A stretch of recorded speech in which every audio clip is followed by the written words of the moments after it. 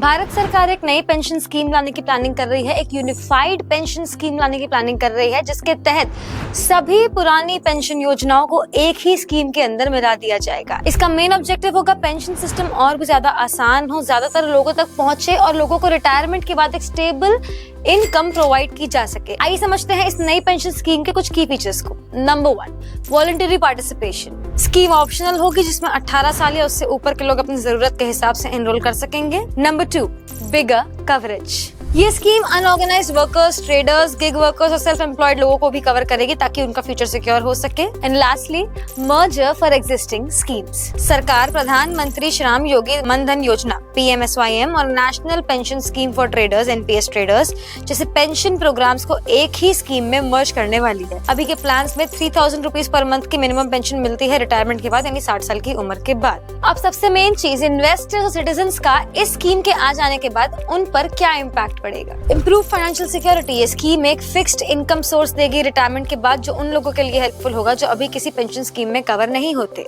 Simplified pension system. अलग अलग pension plans को एक सिंगल प्लान में मर्ज कर दिया जाएगा, जिससे रिटायरमेंट प्लानिंग इजी और एक्सेसिबल हो जाएगी।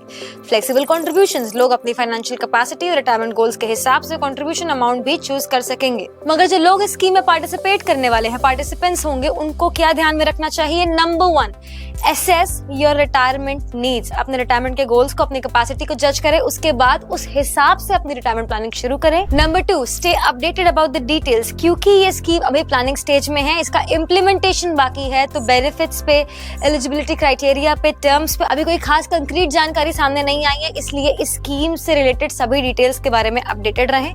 Number 3, follow policy developments. जब तक ये स्कीम लॉन्च नहीं हो जाती, इसके डेवलपमेंट्स के बारे में अपडेटेड रहिए, जानकारी पूरी रखिए, ऑनलाइन ऑफलाइन ध्यान रखिए कि एग्जैक्टली क्या क्या हो रहा है। And UPS specially unorganised sector के वर्कर्स को काफी ज्यादा बेनिफिट देगा, काफी प्रॉफिटेबल हो सकता है अगर सही से इसका इम्प्लीमेंटेशन हुआ, अगर सही से प्लानिंग की गई, तो ये लॉन्ग टर्म में काफी स्टेबिलिटी, काफी फाइनेंशियल सिक्योरिटी प्रोवाइड कर सकता है। अगर आपको इस स्कीम के बारे में कोई भी जानकारी चाहिए, drop a comment. Meanwhile follow BFC Capital for more such informative content.